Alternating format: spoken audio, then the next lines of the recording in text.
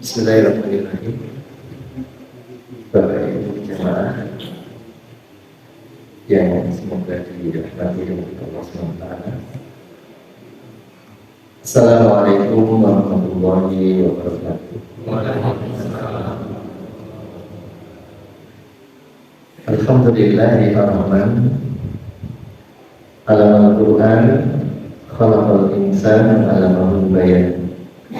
Asyhadu an la ilaha illallah wahdahu la syarika lah wa asyhadu anna Muhammadan abduhu wa rasuluh. Allahumma shalli ala sayyidina Muhammadin wa ala alihi wa ashabihi wa man tabi'ahum bi ihsan ila yaumil. Amma ba'du. Alhamdulillah Allah kumpulkan kita di masjid ini. Allah kumpulkan kita di majelis ini, insya Allah dengan penuh banyak kenikmatan yang kita syukuri. Semoga Allah angkat derajat kita, semoga Allah ampuni dosa-dosa kita, dan semoga Allah memuliakan kita. Salawat dan salam semoga selalu tercurahkan kepada hambanya yang mulia, yaitu Rasulullah Sallallahu Alaihi Wasallam. Bapak Ibu jemaah, saudara-saudara yang dirahmati oleh Allah SWT,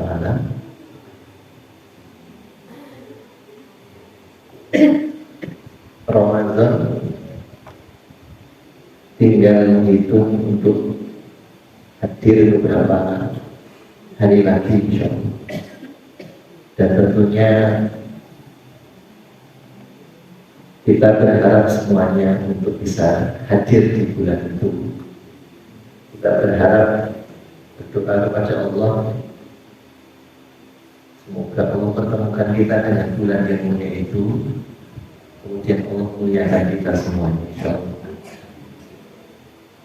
Dan tentunya kita juga, Puluhan Majelis Beliau sudah banyak mempersiapkan untuk hadir, untuk bertemu dengan bulan itu.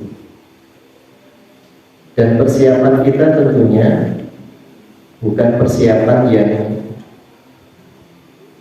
tanpa bimbingan, persiapan yang tidak ada tuntunannya. Karena bulan itu milik Allah, karena bulan itu yang Allah perintah, yang diperintahkan Allah kepada kita, maka tentunya persiapan itu juga harus mengikuti apa yang dituturkan oleh Allah dan Rasulnya. Dan siapa yang mempersiapkan dengan baik, dia akan mendapatkan apa yang dia inginkan, atau dia akan mendapatkan sesuai dengan janji Allah Subhanahu wa Ta'ala. Oleh karena itulah jamaah yang dirahmati Allah, mungkin banyak yang sudah kita siapkan, tetapi yang tidak kalah pentingnya adalah persiapan untuk bertaubat, persiapan untuk niat yang kuat, untuk betul-betul hadir di bulan Ramadan dan mampu mengisi bulan Ramadan dengan sebaik-baiknya. Oleh karena itulah jamaah yang dirahmati Allah, dalam rangka itu pula dan mengharap ridho Allah, mengharap petunjuk dari Allah Subhanahu wa Ta'ala, kita akan membahas satu, atau saya awali dari surat Al-Hijr atau surat As-Saff, agar kita nanti lebih bisa mempersiapkan diri lebih sempurna lagi di bulan Ramadan, insya Allah. Jamaah yang dirahmati Allah, di dalam surat As-Saff, surat Saff dan surat Al-Hijr, Allah sudah memberikan petunjuknya kepada kita semuanya bahwa kita adalah makhluk yang mulia. Kita adalah makhluk yang diciptakan Allah sebagai makhluk yang mulia di antara makhluk-makhluk yang lain. Makhluk yang lain itu diantaranya malaikat, jin, langit bumi beserta isinya. Itu semuanya ciptaan dan makhluk Allah. Dan manusia menempati posisi yang paling mulia, menempati kedudukan yang paling mulia di sisi Allah Subhanahu wa Ta'ala. Maka jangan sampai kita menjerumuskan diri ke dalam kehinaan, menjerumuskan diri di dalam kehancuran, sehingga merendahkan derajatnya sebagai hamba Allah yang dimuliakan oleh Allah Subhanahu wa Ta'ala. Allah berfirman, "A'udzu billahi minasyaitonir rajim. Qala rabbuka lil malaikati inni khaliqum basyaran min tin."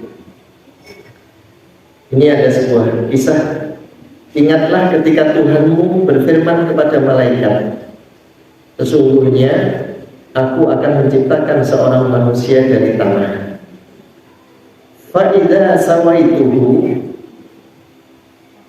maka apabila telah aku sempurnakan kejadiannya, sawaituhu wa nafakhtu fihi min ruh, aku sempurnakan kejadiannya dan aku tiupkan ruh ke dalam ciptaanku, faqa'u lahu sajidin, maka tunduklah kamu kepadanya dengan bersujud." Sebagai bentuk penghormatan, maka malaikat dan jin disuruh untuk memberikan penghormatan kepada makhluk ciptaan Allah yang disebut manusia itu.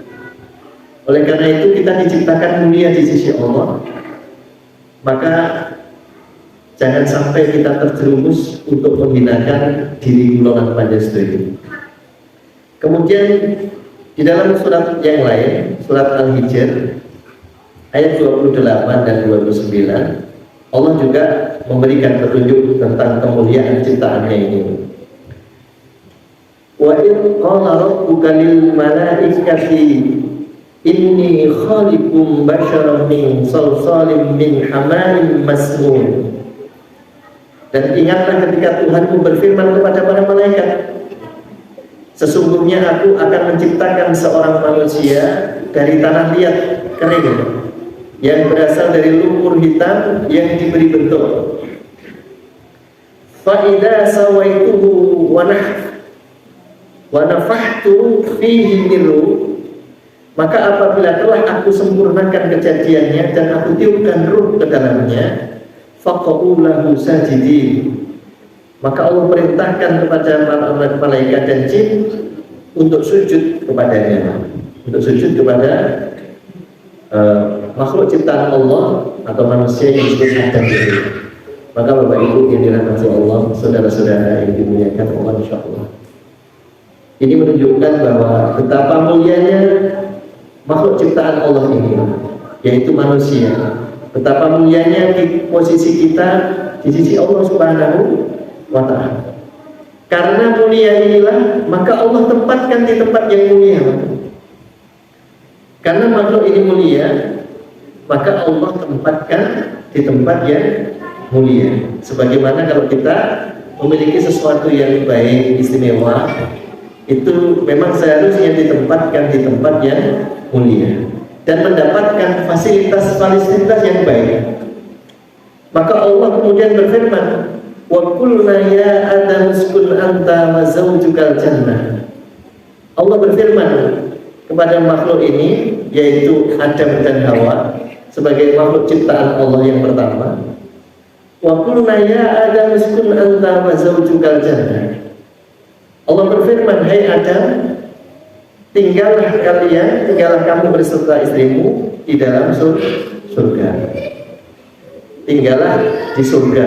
Maka Masya Allah, ini makhluk yang mulia ditempatkan yang mulia.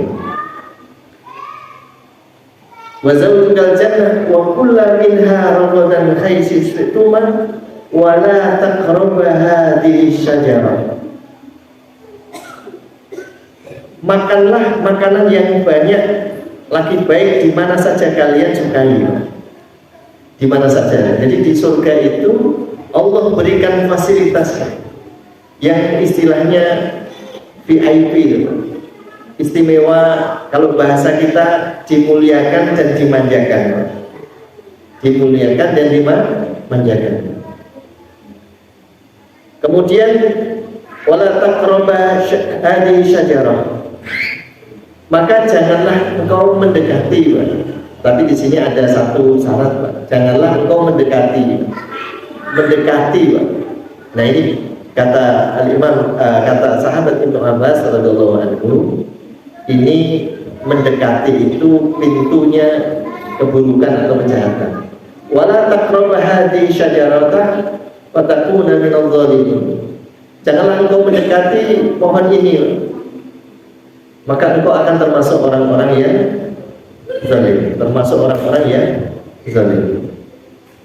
Bapak Ibu yang dirahmati Allah, di dalam ayat ini atau kisah ini dijelaskan manusia adalah makhluk yang paling mulia dan dimuliakan, dimanjakan oleh Allah, diberi fasilitas.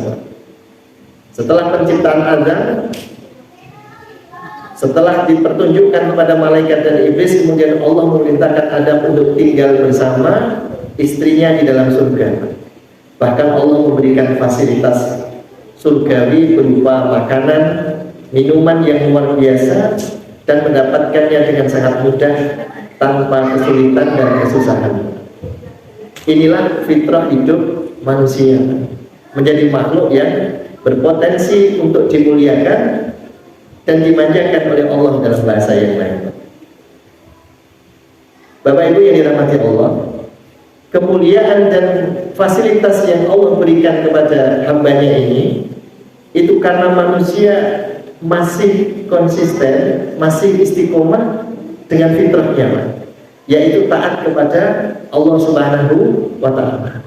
Maka tadi disampaikan, silahkan engkau tinggal di surga dan nikmati semua fasilitasnya, tapi jangan dekati pohon ini, agar engkau tidak termasuk orang yang zalim. Maka Bapak Ibu yang dirahmati Allah,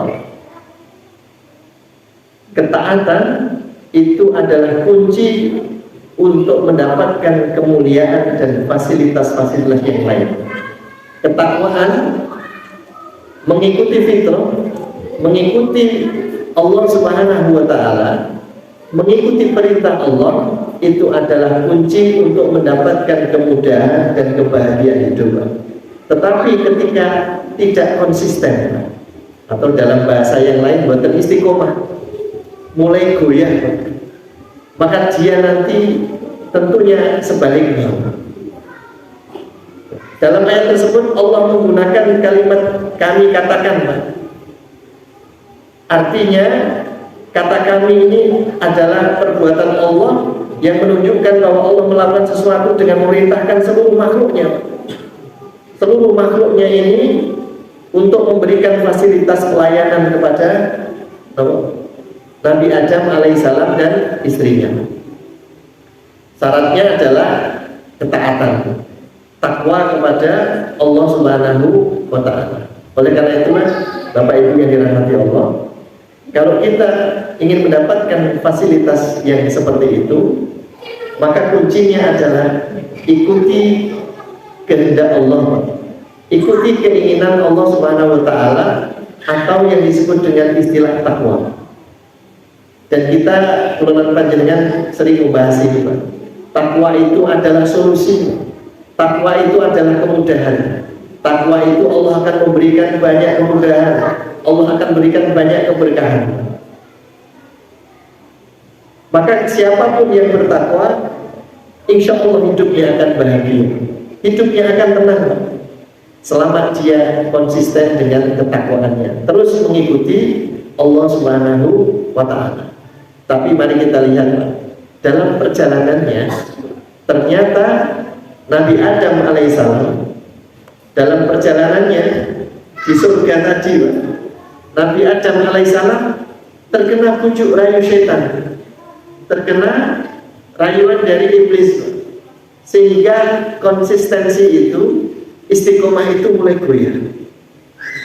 Kemudian akhirnya Nabi Adam alaihissalam, kemudian beliau tidak hanya mendekati pohon itu, tetapi justru malah memakan buahnya, dan kisahnya begitu Pak.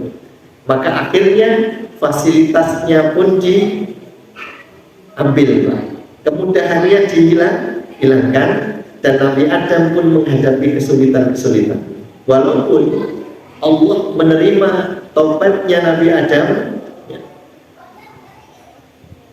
Allah menerima taubatnya Nabi Adam dan mengampuninya, tapi fasilitasnya dicabut, fasilitasnya tidak diberikan lagi, dan akhirnya Nabi Adam mendapatkan kesulitan-kesulitan.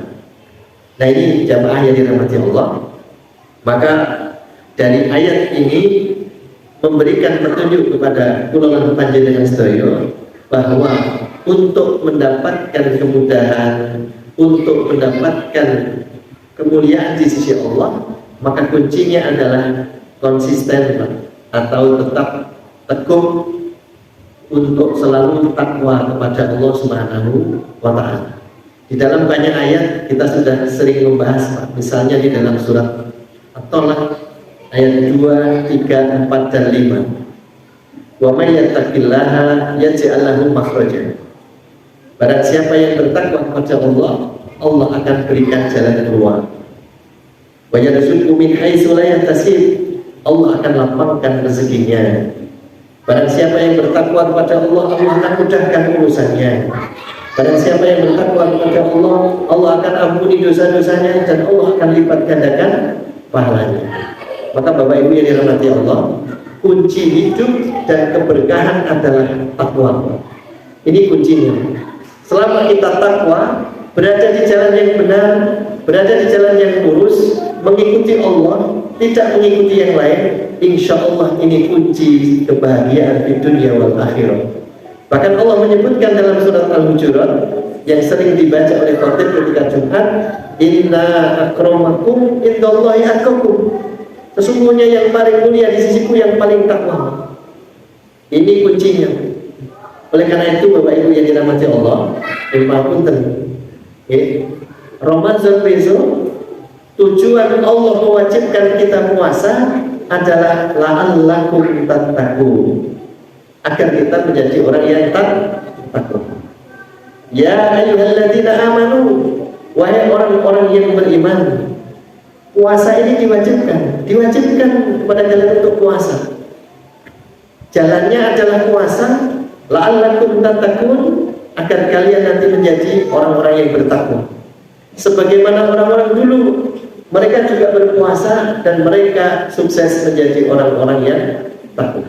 Mereka berhasil menjadi menempati posisi kedudukan orang-orang yang takwa.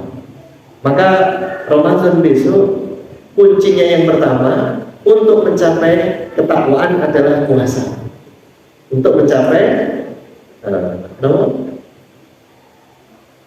ketakwaan di sisi Allah adalah kuncinya adalah dengan puasa. Karena puasa adalah menahan diri. Puasa menahan diri kalau siang, menahan diri siang dan malam, siang dan malam. Maka kalau sampai kita nanti keluar dari ketaatan, sebagaimana kisah Nabi Adam alaihissalam, jangan kau dekati, ampun dekat-dekat pohon ini, tapi ternyata iblis atau setan menjerumuskan. Maka kemudian dicabutlah fasilitas itu, dicabutlah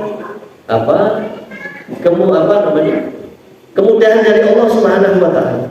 Kemudian kulnah minha jami'a fa imma ya'tiyanakum minni hudan faman tabi'a hudaya fala khaufun 'alaihim wa la hum yahzanun. Keluar kalian semuanya. Keluar, Allah turunkan kebu. Meskipun demikian Allah ampuni Nabi Adam dan Allah berikan petunjuk kepada Nabi Adam untuk mengikuti petunjuk itu. Maka Bapak Ibu yang dirahmati Allah, kita selalu mohon Pak, sehari minimal 17 kali ihdinas siratal mustaqim, agar kita berada di jalan yang lurus. Allah menunjuki kita jalan yang lurus, agar kita selalu berada di jalan ketaatan kepada Allah Subhanahu wa Ta'ala. Dan kita sudah berjanji, Pak, sehari minimal 17 kali. Iyyaka na'budu wa iyyaka nasta'in.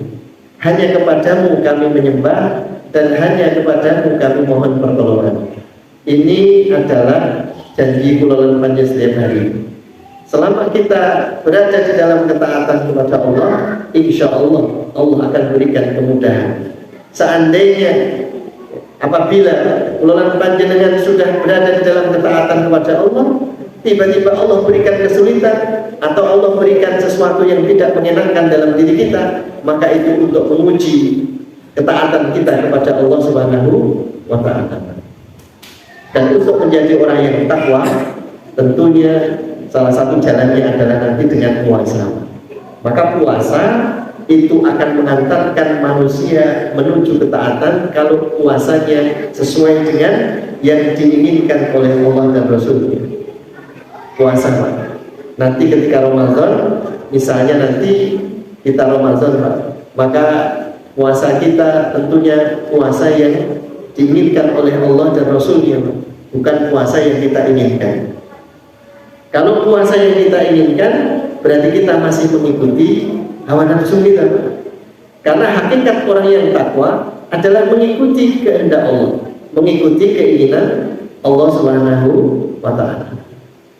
Dan nanti Ramadan sudah Allah kondisikan sedemikian rupa. Ramadan itu Allah kondisikan sedemikian rupa agar kita mudah mencapai menjadi orang-orang yang takwa di sisi Allah Subhanahu wa Ta'ala. Agar kita mampu berada di jalan yang lurus, Pak. Kalau nanti kita sudah takwa, nanti kalau sudah kita bertakwa, insya Allah ketika Allah memberikan perintah dan larangan pasti akan ditaati, Pak. Pasti akan kita taati. Karena sifat orang yang takwa, sekali lagi, dia tidak pernah mengikuti keinginannya sendiri, tapi mengikuti keinginan Allah Subhanahu wa Ta'ala. Mengapa puasa? Jalannya, tidak yang lain.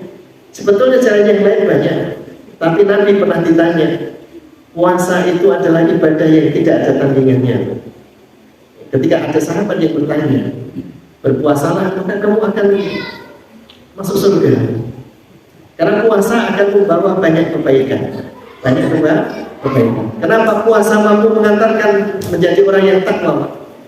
Bapak Ibu yang dirahmati Allah, puasa itu akan mengantarkan takwa. Takwa itu mengikuti perintah Allah dan menjauhi larangan Allah. Nah, kalau orang puasa itu jangankan yang haram, Pak. Yang halal saja kalau tidak diperintahkan, tidak dia makan, tidak dia lakukan, Pak. Misalnya, kenapa ketika puasa Ramadan siang hari tidak minum, Pak? Minum air putih misalnya. Sedangkan air putih itu kan halal, Pak. Kenapa tidak minum air putih di siang hari? Jawabannya adalah karena ini perintah Allah. Karena ini perintah Allah untuk tidak makan dan minum di siang hari, Pak. Ini yang halal, Pak. Yang halal saja tidak dia lakukan, apalagi nanti yang diharamkan oleh Allah SWT. Maka puasa insya Allah akan cepat mengantarkan golongan panjenengan menjadi golongan orang-orang yang takwa.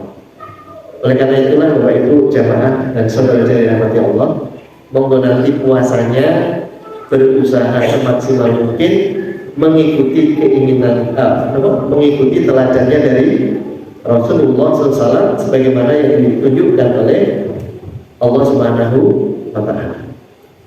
Misalnya, contohnya mungkin sering disinggung ya Pak, ini sering kita singgung atau mungkin sering disinggung di dalam pembahasan. Misalnya, Rasulullah SAW menyampaikan dalam satu riwayat, umatku akan dalam kondisi akan berada dalam kebaikan. Di riwayat yang lain, agama ini akan dalam kondisi baik kalau manusia segera berbuka. Terus misalnya nanti waktunya berbuka, langsung berbuka, bukan menunda. Karena orang Yahudi dan Nasrani sering menunda-nunda bukan. Jadi nanti misalnya sudah azan maghrib, Allahu Akbar, segera berbuka. Ning kesehatan sing kadang-kadang ngeten Pak. Tak ngerokok sih. Misalnya ibu-ibu kok lagi tunggu atau Pak wis ada tak ngerokok sih. Iki enten boten Pak sing ngeten. Nek gen kula menika sak enten. Kali canen-canen misalnya pas buka bersama jadi ada ngerokok sih. Apakah merokok termasuk berbuka? Ya, monggo itu. Terus itu yang pertama contohnya. Terus selanjutnya Rasulullah SAW disampaikan salah satunya oleh sahabat Anas bin Malik radhiyallahu anhu. Beliau hidup bersama Rasulullah kalau tidak keliru 10 tahun di Madinah. Beliau sejak kecil kurang lebih umur 10-an tahun atau 11-an tahun dititipkan ibunya kepada Rasulullah. Selama 10 tahun beliau tentunya di Madinah selama 10 tahun mengetahui kebiasaan Rasulullah SAW. Rasulullah SAW bersabda, disampaikan Rasulullah itu kalau berbuka yang pertama itu menggunakan apa? Kurma basah. Kurma basah. Dan boten-boten kurma kering. Dan kalau tidak ada beliau berbuka dengan apa? Air. Berarti juga boten. Kalau kita berbuka minum dulu, nopo makan dulu. Minum dulu. Mau masak ini mau rewayatnya. Saya minum dulu. Lo balik ini ya Pak. Nabi itu nek berbuka, yang pertama bukanya ngangge kurma basah. Nek boten enten ngangge kurma kering. Kata ulama, ini urutan Bapak Ibu. Nek boten enten pakai nama air. Berarti nek buka minum dulu nopo mak kurma dia. Saya minum dulu. Kata ulama, ini urutan riwayatnya buatan minum. Kalau nggak ada kurma basah, kalau nggak ada buatan gitu. Ini urutan. Maka Bapak Ibu, riwayat ini wallahu alam kata ulama ini urutannya. Jadi kalau Allahu Akbar ambil kurma basah. Dan buatan itu kurma basah apa? Kurma kering. Bapak Ibu, ini bentuk keteladanan kepada Rasulullah, contoh kepada Nabi. Dan salah satu keteladanan kepada Nabi adalah wujud ketaatan kepada Allah dan Rasulnya. Dan buatan enten baru seteguk air. Riwayatnya buatan enten es teh kalih kolak. Gitu. Biasanya rasa kolak dia gitu. Tapi dia buatan apa-apa ganti kurma gitu Pak. Ganti kurma ini Pak. Setunggal. Nek kira kemarin pinten? Boten kalih tapi 3 Pak. Nek boten 3 kira berarti kan? Nek pun buka kurma terus kemudian apa Pak? Doa riyen apa Pak kurma riyen? Doa riyen. Jenengan waos doane Pak. Zahabat dhamar wa talatal uruq wa sabatal ajru insyaallah. Tenggorokan telah basah, berarti pun bukan udah. Sampun berarti dongoriye apa dahariye? Dahariye Pak. Maksudnya malam kurmoriye. Bismillahirrahmanirrahim Pak kurma terus doa. Gitu Pak. Karena doanya tenggorokan telah basah. Ya telah basah. Setelah itu jenengan dahar balik. Nek sampun dahar kurma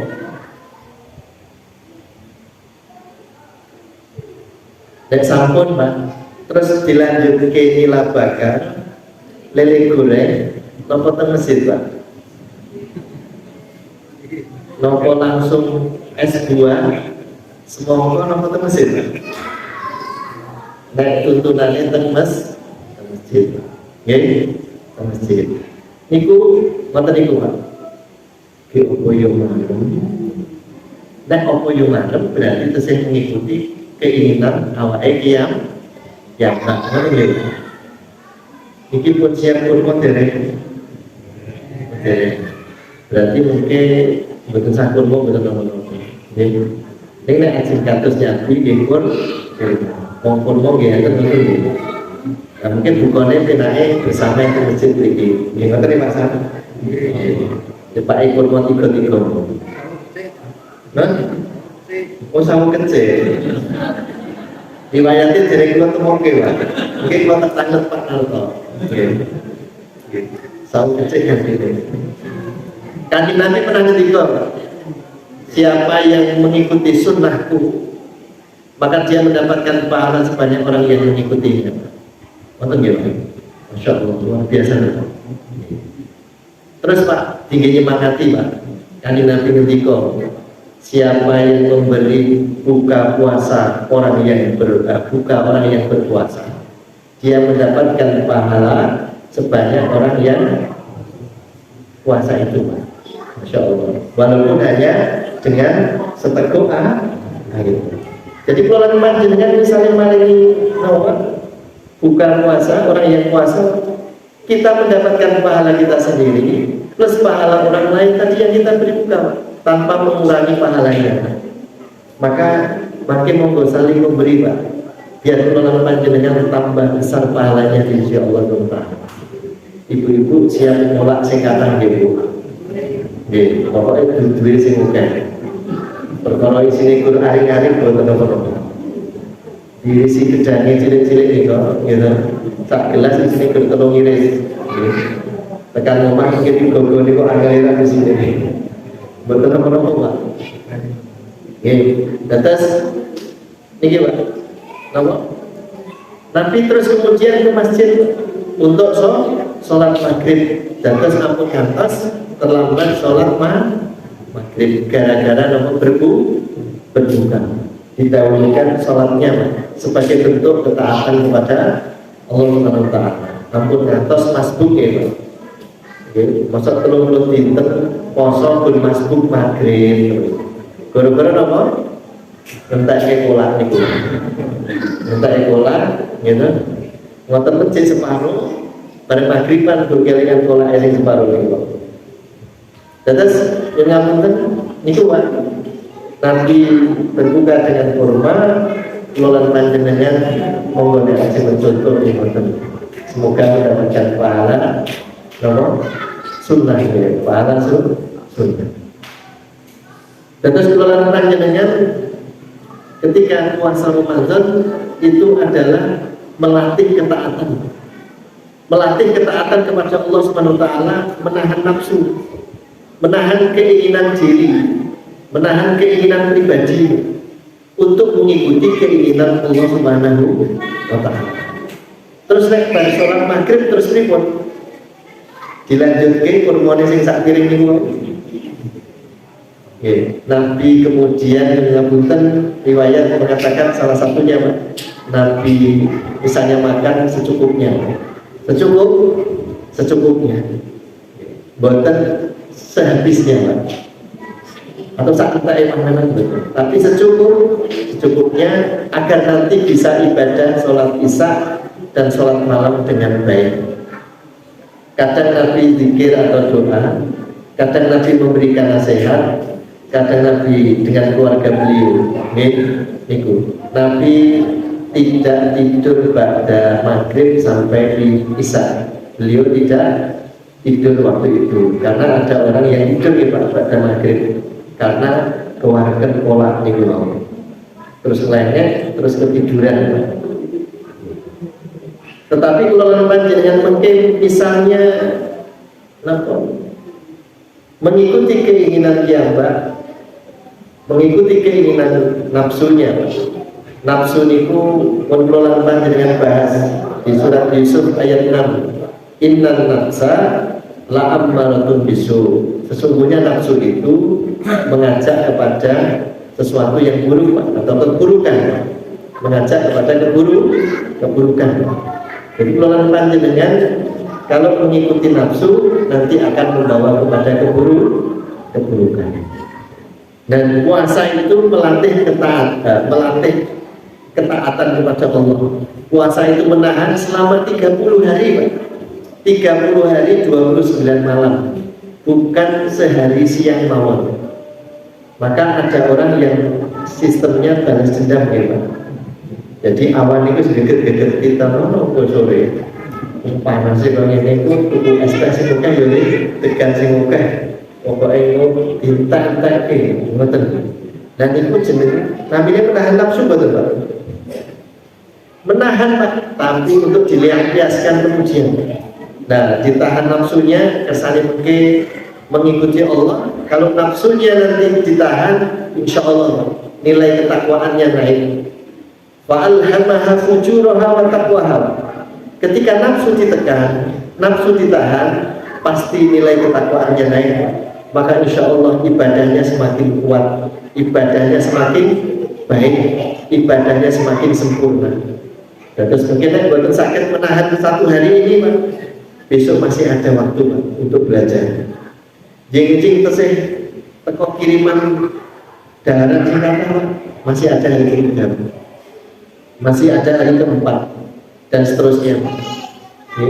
Kalau sampai Ramadan hari ke-30 kok buatan sakit, Rogi ma'afu, kata Nabi, celaka orang dia Ramadan telah selesai tapi dosanya belum diampuni karena belum mampu menjalankan ketaatan kepada Allah Subhanahu wa ta'ala.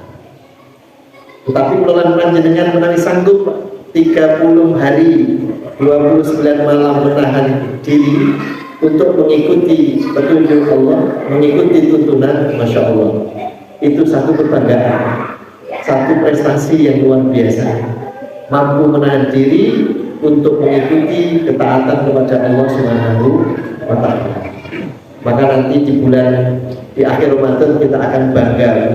Allahu Akbar, Allahu Akbar, la ilaha illallah, wallahu akbar, Allahu Akbar, walillahil hamd. Kemenangan Pak, kita akan mendapatkan kemenangan karena mampu menaklukkan diri, menaklukkan nafsu kita untuk mengikuti keinginan atau kehendak Allah Subhanahu wa ta'ala. Maka jamaah yang dirahmati Allah, puasa itu adalah melatih ketaatan kepada Allah Subhanahu wa ta'ala. Dan takwa itu adalah kunci untuk meraih kemudahan dan kemuliaan di sisi Allah. Kalau kita ingin mendapatkan solusi apapun, maka kuncinya takwa. Dimanapun berada, ampun mengikuti keinginan diri atau ampun mengikuti keinginan setan.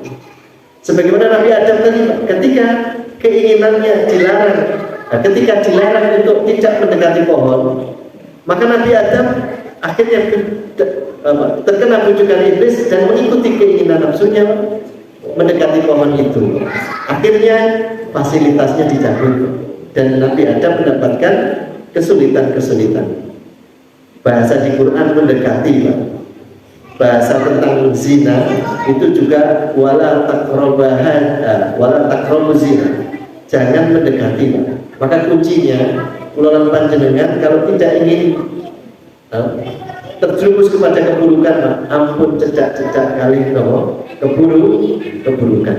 Ampun cecak-cecak.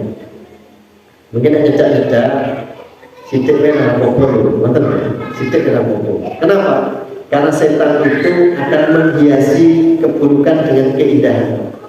Setan itu akan memutarbalikkan, Pak, memutarbalikkan fakta, memutarbalikkan kebenaran, keburukan menjadi kebenaran.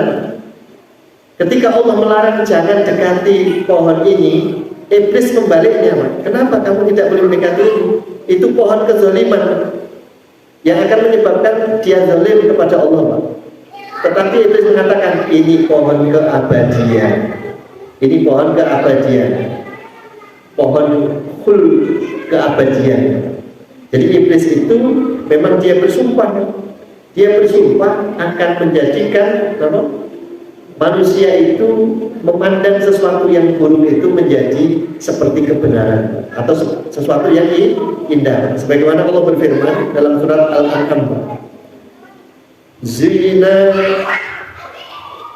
zayyana lahum syaitan ma kanu ya'malun.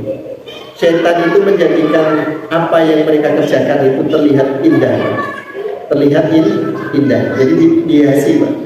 Setan tidak memaksa manusia untuk berbuat dosa, tetapi membuat dosa itu tampak indah sehingga manusia melakukannya dengan hati yang tenang dan merasa benar.